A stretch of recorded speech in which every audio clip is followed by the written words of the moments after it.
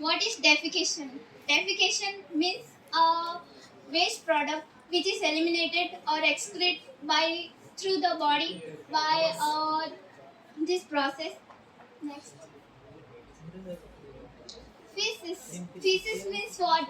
In Ayurvedic language, feces means purish. It is formed in a large intestine and stored in the rectum, sigmoid colon. Uh, the appropriate stimulus of the large intestine, it is excreted through the anus. Next, so the feces is prevented by the anal sphincter. It has two types: internal anal sphincter and external anal sphincter. Next,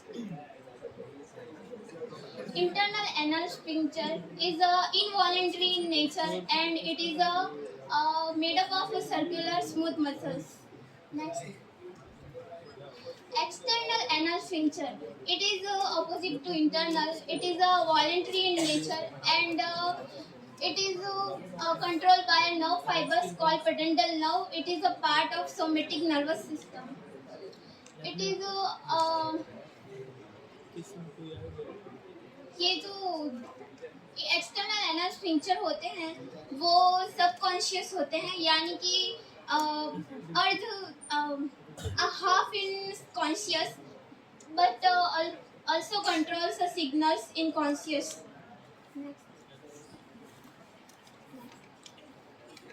The urge of defecation is 20 to 25 centimeter of echo. Two factors playing an important role in removing of feces. It is a weak function of a sphincter exists about 20 centimeter from the anus at the junction between sigmoid colon and rectum, and a sharp angulation of that contributes resistance to filling of the rectum. Types of defecation reflex. ये जो defecation reflex होते हैं उसकी दो type है, intrinsic and parasympathetic. जब ये दोनों अलग अलग काम करते हैं, लेकिन जब ये दोनों साथ में काम करते हैं then it will lead to a effective defecation.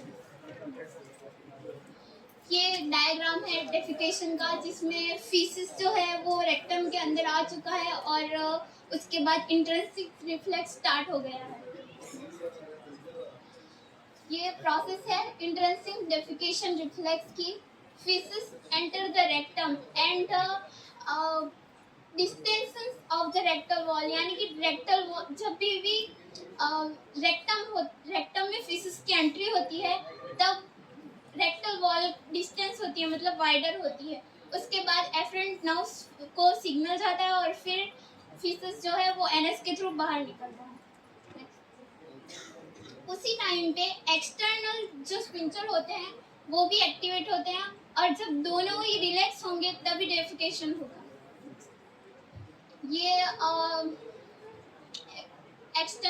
जो पैरासिम्पैथेटिक रिफ्लेक्स है उसका डायग्राम है. उसमें जो रेक्टम के पास फीसिस आएगा और फिर जो नर्व एंडिंग है वो रेक्टम के नर्व एंडिंग से एफरेंट नर्व फाइबर्स तक जाएगा सिग्नल और फिर वहाँ से होके जब सिग्नल वापस आएगा तब एक्सटर्नल स्फिंक्टर जो है वो रिलैक्स होगी और उसी टाइम पे इंटरनल स्फिंक्टर भी रिलैक्स होगी और फिर डेफिकेशन प्रोसेस स्टार्ट होगी. ये पूरी मैकेनिज्म है. Nerve endings in the rectum stimulated signal to parasympathetic और spinal cord is and signal via pelvic nerve is the parasympathetic signal traveling in pelvic nerves.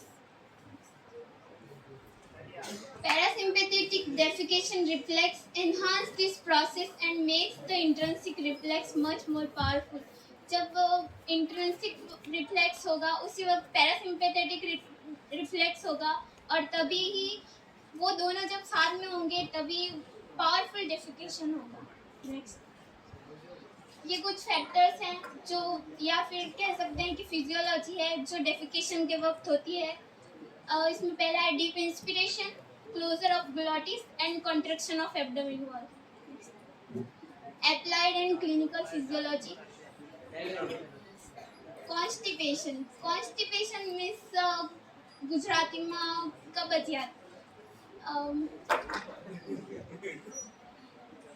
The failure of voiding of feces through the anus is called constipation। जब rectum में feces रह जाता है बहुत देर के लिए, अगर वो टाइम टू टाइम अगर एक्सक्रीट ना हो तब जो पेशेंट है वो कॉन्स्टिपेशन के लिए डिसऑर्डर के लिए कंप्लेन करेगा।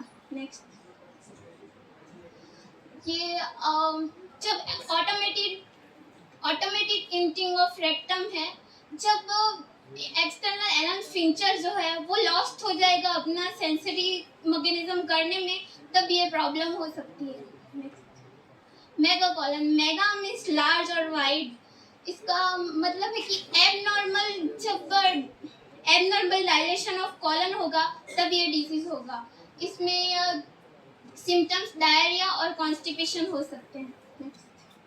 अल्सरेटिव कोलाइटिस, ये सिर्फ लार्ज इंटेस्टाइन में होगा with ulcer and the swelling of large intestine। Next,